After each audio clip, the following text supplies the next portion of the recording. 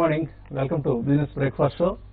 Asian indices అన్ని strong గా trade అవుతూ ఉండడంతో ఎస్ఎక్స్ నిఫ్టీ మనం చూస్తుండగానే 5300 మార్క్ సమీపానికి చేరువైంది. సో నిఫ్టీ ఇవాళ ఒక పాజిటివ్ ఓపెనింగ్ ను బహుశా మార్కెట్స్ లో చూసే అవకాశం ఉంది.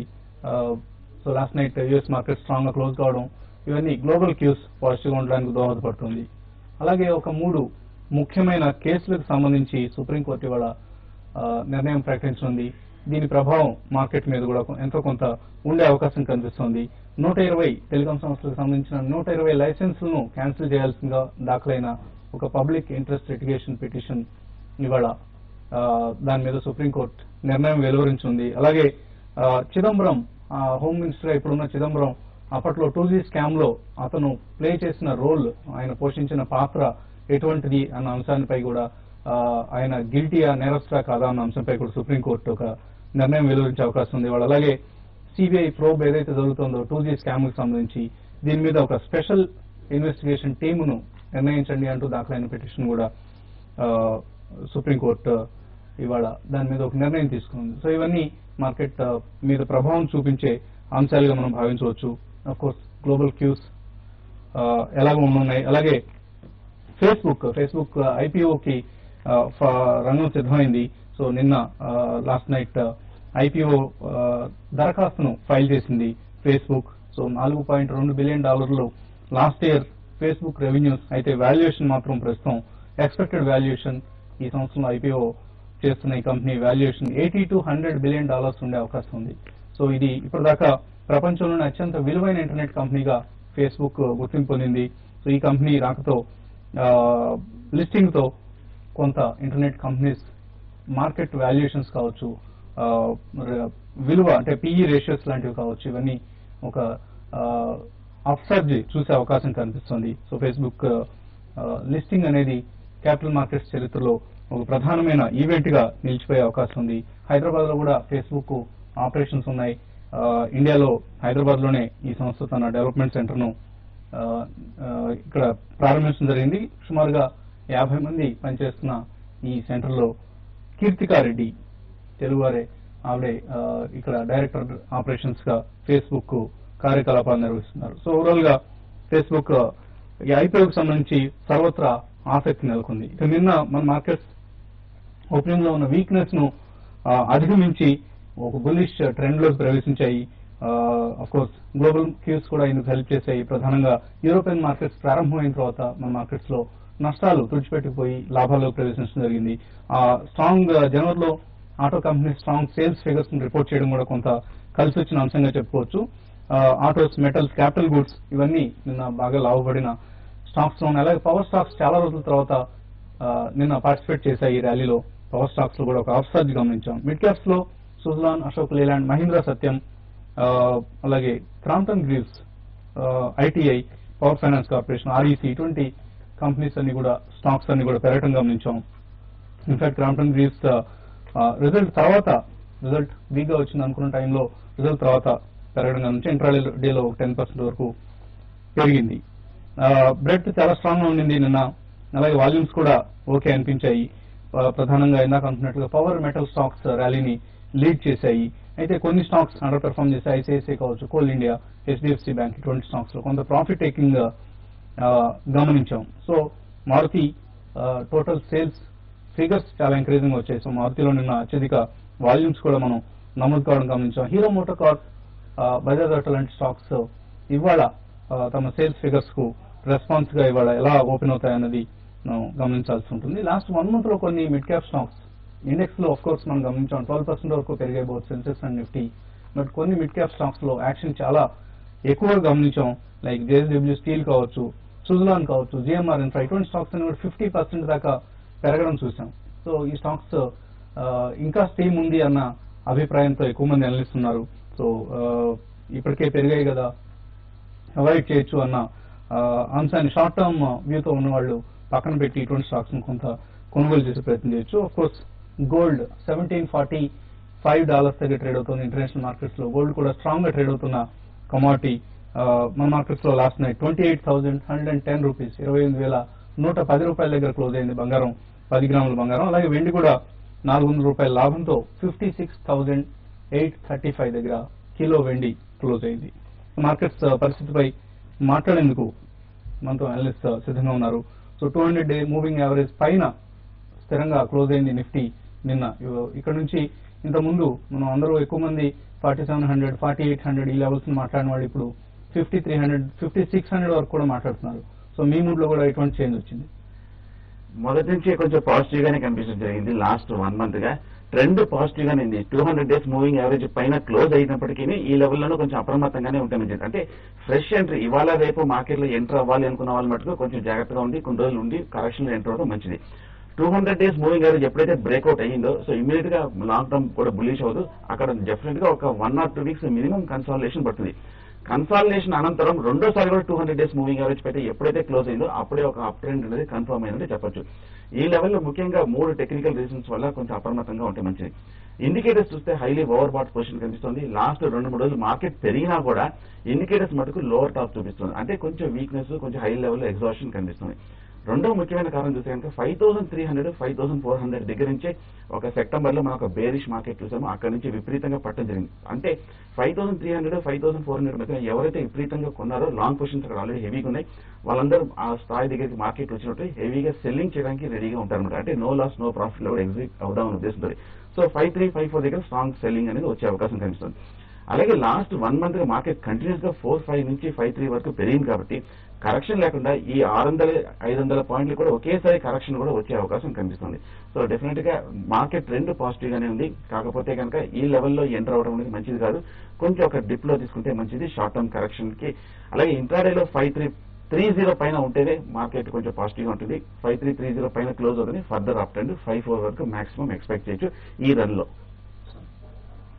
సో 5600 ఎప్పటిలోగా వచ్చే అవకాశం, బడ్జెట్ లోగా వస్తుంది అనుకుంటున్నారా లేదా నెక్స్ట్ క్వార్టర్ కానీ మనం ఆ లెవెల్ చూసే అవకాశం లేదనుకుంటున్నారు? బడ్జెట్ లోపల రావడానికి కూడా అవకాశం ఉంది. అయితే ఇక్కడ గమనించాల్సిందంటే మార్కెట్ ఇంతకుముందు సుందర్ గారు చెప్పినట్టు మార్కెట్ కొంత ఓవర్ బాట్ లో ఉంది కాబట్టి దాని ముందు ఒక కరెక్షన్ వచ్చి తర్వాత మళ్ళీ 5600 దానికి 100 దాకా రావడానికి అవకాశం ఉంది. అయితే ఇక్కడ మనం గమనించాల్సింది ఏంటంటే లిక్విడిటీ డ్రివెన్ ర్యాలీ అని చెప్పొచ్చు. కంప్లీట్ గా ఫండమెంటల్స్ తర్వాత ఎక్స్పెన్సివ్ మార్కెట్ ఎక్స్పెన్సివ్ అని పక్కన పెడితే ఏదైనా కూడా లాస్ట్ ఒక 1 మంత్ గా చూస్తుంటే చాలా ఎఫ్ఐ ఫ్లోస్ అనేది చాలా హెవీగా ఇండియాలోకి రావడం జరిగింది.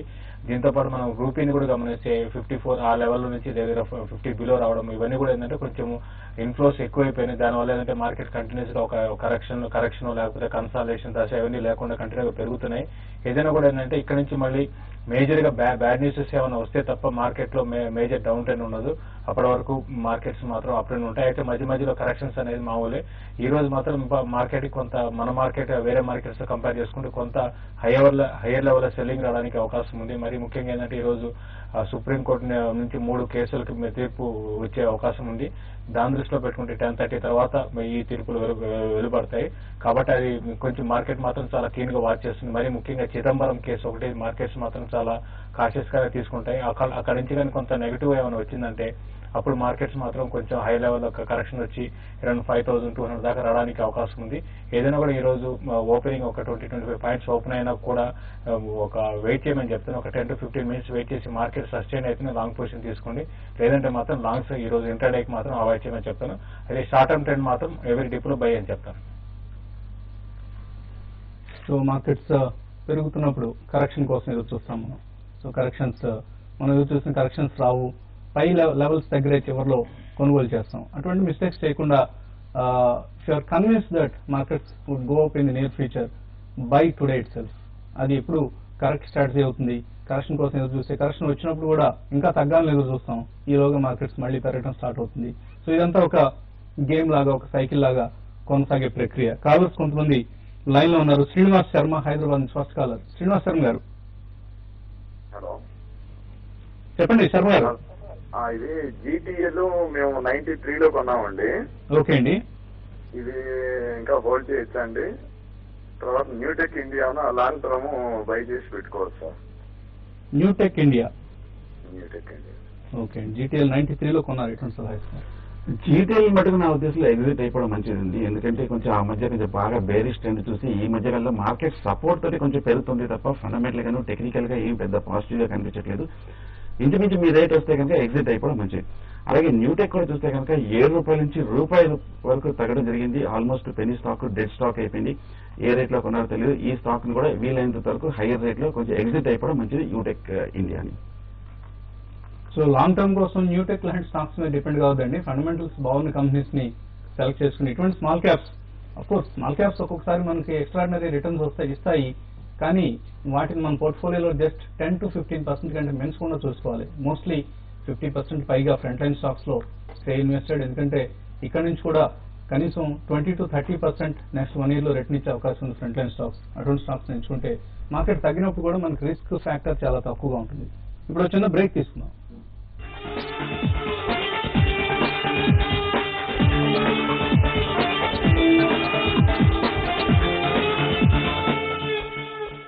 ఆక్వాగార్డ్ ని అందరూ ఉంటారు నీళ్ళ డాక్టర్ అని. నీళ్లు ఎలా ఉన్నా సరే ఆక్వాగార్డ్ కి మొత్తం తెలుస్తుంది. Aquaguard total call 39883333. తాగినంత పెద్దగా ఉంటాడు కదా, మా మమ్మీ అతనికి ఒక్కటి ఇచ్చిందంటే నా కింద పడతాడు. పోయకురా, ఈ పాలు తాగు. ఇంత టేస్టీగా. ఇది కాంప్లాన్ కేసర్ బాదాం. పాలని ఇంత టేస్టీగా చేయగలిగినప్పుడు మమ్మీ ఏమైనా చేయగలదు. అసలైన కుంకుమ పువ్వు ఇంకా బాదంతో తయారైన కాంప్లాన్ కేసర్ బాదాం. నీ అంత పెద్దగా చేయగలదా? తాగు. ఇప్పుడు పెరగడం ఇంకా రుచికరం. బంగారం ధర ఎంత అయితే నాకేంటి? నాకు దిగులు లేదు. నేను జిఆర్టీ గోల్డెన్ సీలో మెంబర్. సమర్పిస్తున్నాం జిఆర్టీ జ్యువెలర్స్ గోల్డెన్ సీ నగల పొదుపు పథకం. మీరు చెల్లించే మొత్తం బంగారంగా సేకరించబడుతుంది. అందువల్ల బంగారం ధర పెరిగినా తరిగినా దిగులు లేదు. New bracelet. యాక్చువల్లీ ఇది నాకే బాగుంటుంది.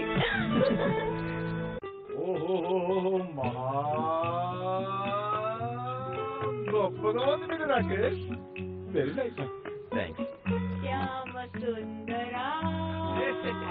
ఫ్యాంటాస్టిక్ గా మెరిసిపోతుంది గురు మీ ఇల్లు. బాబు కాస్త లెఫ్ట్. రాకేష్ మీ ఇల్లు అద్దరిపోతుంది అనుకో. టీవట్ట కాస్త. నేను మా ఆవిడ కళ్ళు మూసుకుని చేస్తాను. ఏమా వీడి గురించి నీ అభిప్రాయం ఏంటి? మీరు చాలా మంచి. అదే ఇప్పుడుమా చెప్పు. చాలా మంచి కలర్ వేయించారు ఇంటికి. ఏషియన్ పెయింట్ ప్రతిమ వేస్తే అందరూ ఇంటి గురించే మాట్లాడతారు. మీకు ఓకేనా మరి? దోమలు తక్కువ పొగ్గల్ది. దోమని వెతుకుతున్నావా? మమ్మీ స్ట్రాటజీ ఇది. ఒకటైనా దొరికిందా? గుడ్ నైట్ అడ్వాన్స్ లో స్మోక్ ఆయిల్ యాక్టివ్ ఫిల్టర్స్ తో పాటు పొగ తక్కువ మరియు ప్రభావం ఎలా అంటే ఒక్క దోమ కూడా దొరకదు. పొగ ఉండదు, ప్రభావం చూపుతుంది.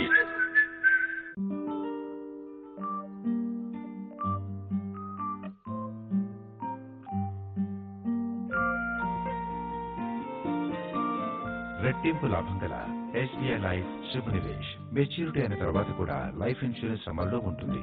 SBI life future guaranteed. ఇది సూర్య పేపర్. ఇది చదివితే అందరు నిన్నే అడుగుతారు ఏంటి సంగతులు అని. వారసత్వం నిలబెట్టింది సూర్య. అవ్వండి ఫ్రెష్, అవ్వండి మెగా ఫ్రెష్, పూర్తిగా ఫ్రీ. కొనండి 4 సింథాల్ ఫ్రెష్ సబ్బులు, పొందండి సింథాల్ క్యాల్క్ ఫ్రీ. జహాంగీర్ కొడుకు షాజహాన్, జహాంగీర్ కొడుకు షాజహాన్. జహాంగీర్ కొడుకు ఎవరు? జహాంగీర్ కొడుకు కూడా పాచాయి. అతనెవరు? తండ్రితో పాటు ఉండేవాడు. అతని కొడుకు. సాధారణంగా పిల్లలు చదివిన వాటిని సమయానికి మర్చిపోతూ ఉంటారు. కారణం అసంపూర్ణ పోషణ కావచ్చు. రోజు ఇవ్వండి కొత్త కాంప్లాన్ విత్ మెమరీ చార్జెస్. దీనిలో ఉన్నాయి కాంప్లాన్ పోషణ మరియు 5 మెమరీ చార్జెస్ శక్తి. ఇది జ్ఞాపక శక్తిని పెంచడంలో తోడ్పడుతుంది. జహాంగీర్ కొడుకు షాజహాన్. పూర్తి పేరు ఆలా Hazrat Abdul Muzaffar Shahabuddin Mohammad Shahjahan. Complan with memory charges. తాగండి, ప్రభావం చూడండి. ఎస్ఎన్ఎం డెవలపర్స్ వారి ప్రకృతి కుటీర్ అందాల విశాఖలో అద్భుతమైన వెంచర్. ఉడా అప్రూవల్ తో చక్కని గేటెడ్ కమ్యూనిటీ. చిత్తశుద్ధి, కార్యదీక్ష, దక్షత, నిబద్ధత ఉన్న ఎస్ఎన్ఎం డెవలపర్స్ తో కలిసి సాగుదాం. మన భవిష్యత్తుకి బంగారు బాట వేసుకుందాం.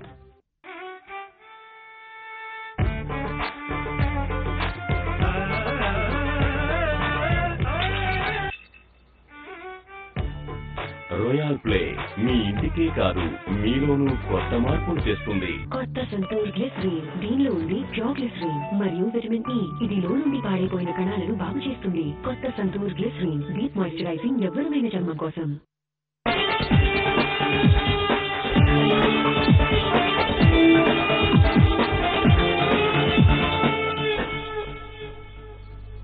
Welcome back. STX Nifty trend బట్టి చూస్తే ఇవాళ నిఫ్టీ 5300 సమీపంలో ఓపెన్ అయ్యే అవకాశాలు ఎక్కువగా కనిపిస్తున్నాయి. నెక్స్ట్ కాలర్ శ్రీధర్ హైదరాబాద్ నుంచి. Sridhar sir, sterling Biotech shares 16 రూపాయలు ఒక 10,000 షేర్స్ ఉన్నాయి సార్. అది ఫండమెంటల్ ఎలా ఉంది? అది రోజు మార్కెట్ లో తగ్గుకుంటూ వస్తుంది. అంటే అమ్మేసుకోమంటారా లేకుంటే కొంచెం వెయిట్ చేయమంటారా సార్? స్టెర్లింగ్ బయో పరిస్థితి ఏంటి? చూడండి, లాస్ట్ కొన్ని రోజులుగా మనం చూస్తుంటే మన మార్కెట్ పెరుగుతున్నా కూడా మీరు అన్నట్టుగా స్టెర్లింగ్ బయోటెక్ కంప్లీట్ గా డౌన్ ట్రెండ్ లో ఉందండి. ఇప్పుడు కరెంట్ లెవెల్స్ లో ఇది ఇంకా ఫర్దర్ గా వీక్ అయ్యే అవకాశం ఉంది.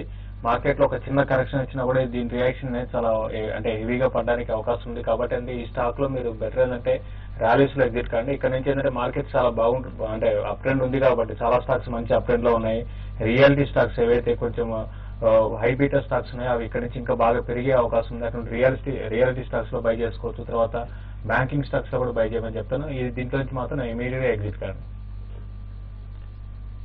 సో స్మాల్ క్యాప్ స్టాక్స్ ను కొనుక్కోవచ్చండి. స్మాల్ క్యాప్ కొనుక్కోవడం ఎటువంటి తప్పు లేదు, ప్రమాదం కూడా లేదు. కానీ చాలా సెలెక్టివ్ గా బాగా పెర్ఫార్మ్ చేస్తాయన్న నమ్మకం ఉన్న కంపెనీస్ ని కొనుక్కోండి. అటువంటి కంపెనీస్ లో మాత్రం ఇన్వెస్ట్ చేయండి. Don't invest in companies like sterling Biotech.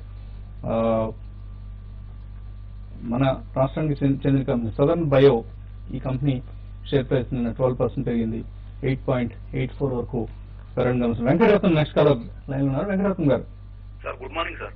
Good morning sir. నాకు 2 పొజిషన్స్ ఉన్నాయి సార్. ఇది ఇప్పుడు ఒకటి నేను క్రూడ్ ఆయిల్ సార్ బై చేశాను సార్, క్రూడ్ ఆయిల్ 49.50 సార్. ఎంత అండి సార్? ఇది 49.50 క్రూడ్ ఆయిల్ బై చేశాను సార్ మొన్న. ఓకే, బాగా తగ్గింది. తగ్గింది సార్. మళ్ళీ ఒకటి నేచురల్ గ్యాస్ కూడా సార్ బై చేయాలనుకుంటున్నా సార్. అంటే సార్ ఇది ఇప్పుడు ఏ రేంజ్ లో ఇది బై చేయొచ్చు సార్? మళ్ళీ క్రూడ్ ఆయిల్ ఎంత వరకు వెయిట్ చేయాలి సార్? సో క్రూడ్ ఎగ్జిట్ కావడం బెటరా, హోల్డ్ చేయొచ్చు? క్రూడ్ విషయానికి చూస్తే మనకి చాలా వీక్ గా ఉందండి. ఈవెన్ మార్కెట్స్ అన్ని కూడా బాగా పెరుగుతున్నా కూడా ఏమాత్రం క్రూడ్ ఆయిల్ అప్ ట్రెండ్ లేదు. అటు ఇంటర్నేషనల్ మార్కెట్ లో అప్ ట్రెండ్ లేదు. తర్వాత డొమెస్టిక్ మార్కెట్ లో కూడా ఆల్రెడీ మనం చూస్తున్నాం డౌన్ ట్రెండ్ ఉంది. మీరు క్రూడ్ ఆయిల్ లో అయితే ఇక్కడ మార్కెట్ లో ఒక చిన్న కరెక్షన్ వచ్చినా కూడా క్రూడ్ ఆయిల్ హెవీగా పడడానికి కూడా అవకాశం ఉంది. కాబట్టి ఏంటంటే క్రూడ్ ఆయిల్ లో కొంచెం ర్యాలీ వస్తే ఇమీడియట్ గా ఎగ్జిట్ కమని చెప్తాను. ఇంకా మీరు నేచురల్ గ్యాస్ గురించి అడిగారండి. నేచురల్ గ్యాస్ అయితే రీసెంట్ గా కొంత కన్సాలేషన్ లో ఉంది. అటు అప్ సైడ్ చూస్తే మనకి అరౌండ్ 135, 136 దగ్గర అప్ ట్రెండ్ బ్రేక్ పడింది.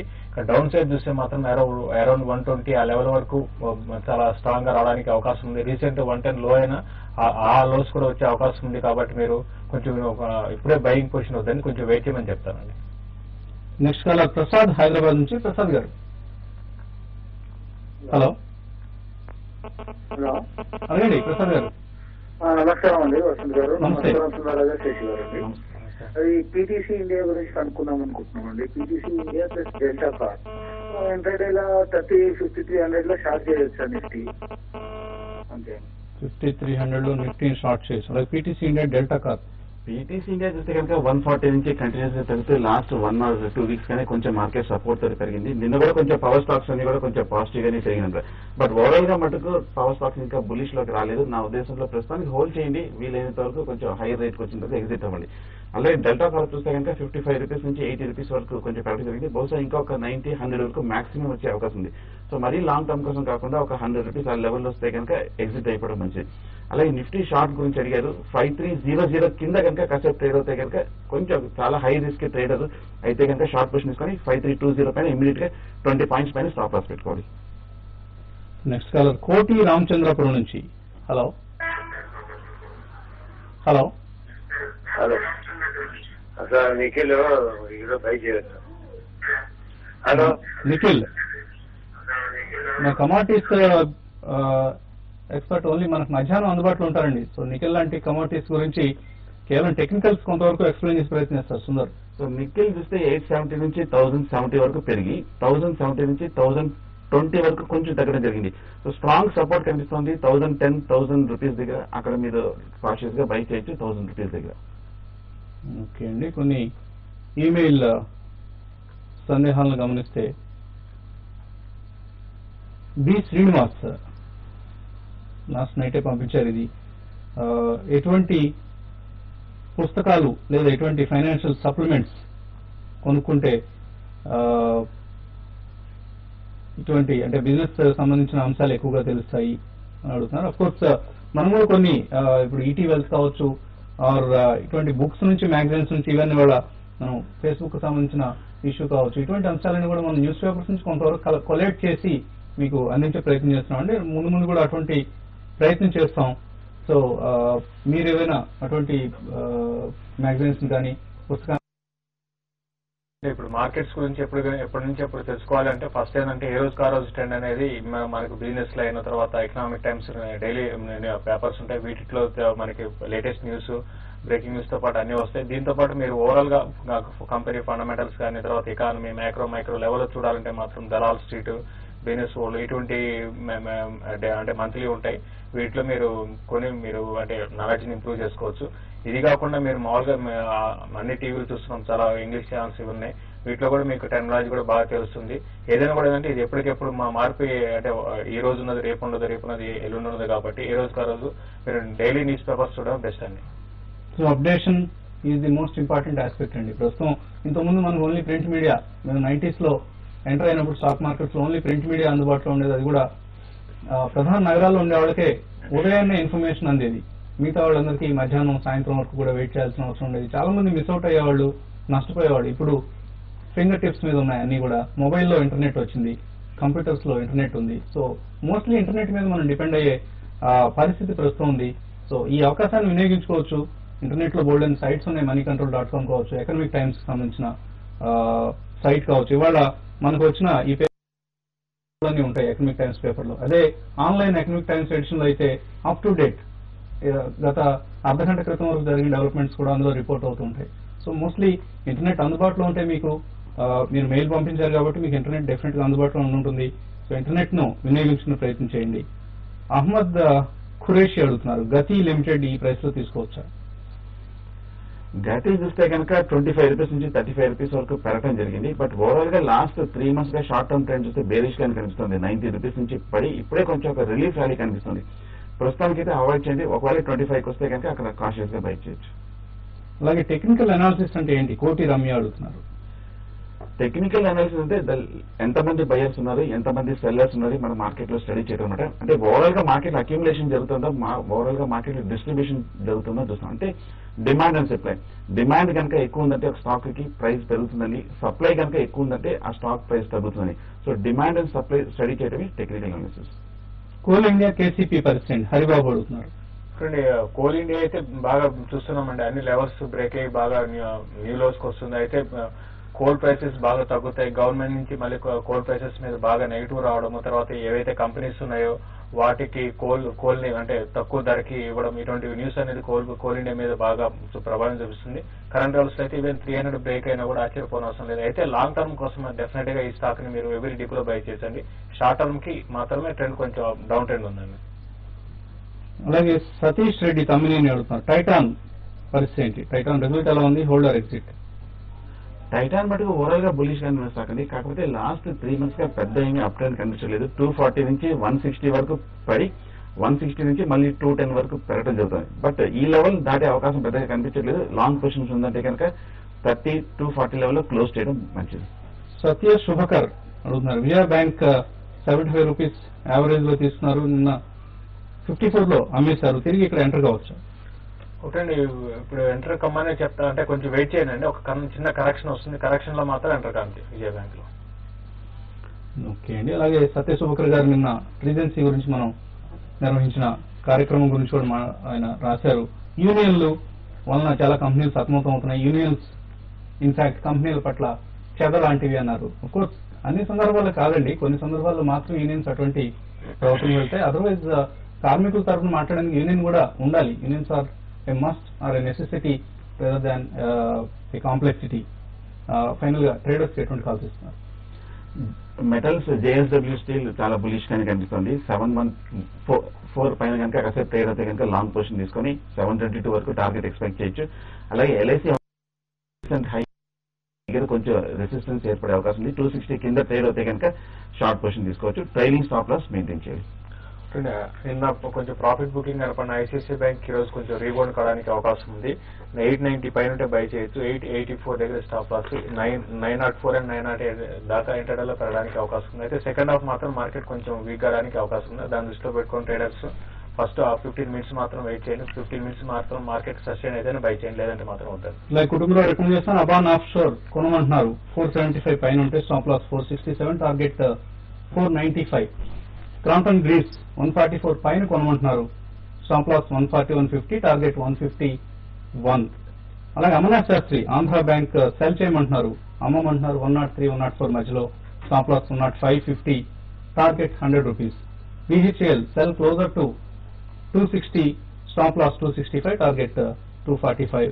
BHL is a positional call, time frame 1 week. ఈ అంశాన్ని దృష్టిలో ఉంచుకోండి. అండ్ స్టాప్ లాసెస్ స్ట్రిక్ట్ గా పెట్టడం మర్చిపోవద్దు.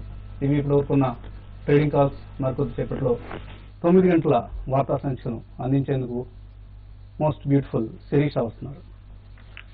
Breakfast makeup courtesy